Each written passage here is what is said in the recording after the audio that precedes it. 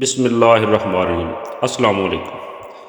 1917 کی بات ہے کہ عراق کی سرزمین پر ایک انگریز جنرل اسٹانلی مافدے کا سامنا ایک مسلمان چرواہے سے ہوا جو بکریاں چرا رہا تھا۔ اس کے ساتھ ایک کتا بھی تھا جو اس کا بہت وفادار تھا۔ کتا جنگلی جانوروں سے بکریوں کی حفاظت کرتا تھا اور انہیں ادھر ادھر جانے سے روکتا تھا، یعنی وہ اپنے مالک کا بے حد وفادار تھا۔ انگریز جنرل نے اپنے مترجم کے ذریعے چرواہے سے کہا، اگر آپ اس کتے کو میرے سامنے ذبح کر دو تو میں آپ کو اتنی رقم دوں گا جو تمہاری آدھی بکریوں کی مالیت سے کہیں زیادہ ہوگی۔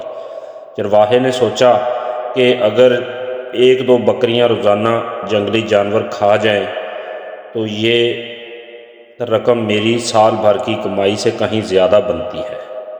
یہ سوچ کر چرواہا لالچ میں آ گیا۔ اس نے کتے کو بلایا۔ کتا بھاگا بھاگا چرواہے کے پاس آ گیا۔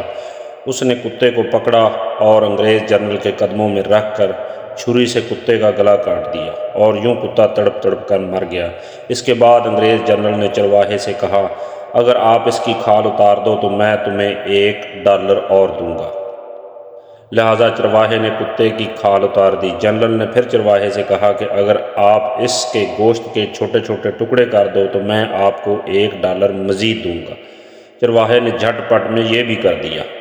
اب جنرل وہاں سے چل دیا۔ وہ تھوڑی دور ہی گیا تھا، پیچھے سے چرواہے نے آواز دی۔ جنرل نے پیچھے مڑ کر چرواہے کی طرف دیکھا تو چرواہے نے کہا، اگر آپ مجھے $1 اور دے دیں تو میں اس کا گوشت بھی کھا سکتا ہوں۔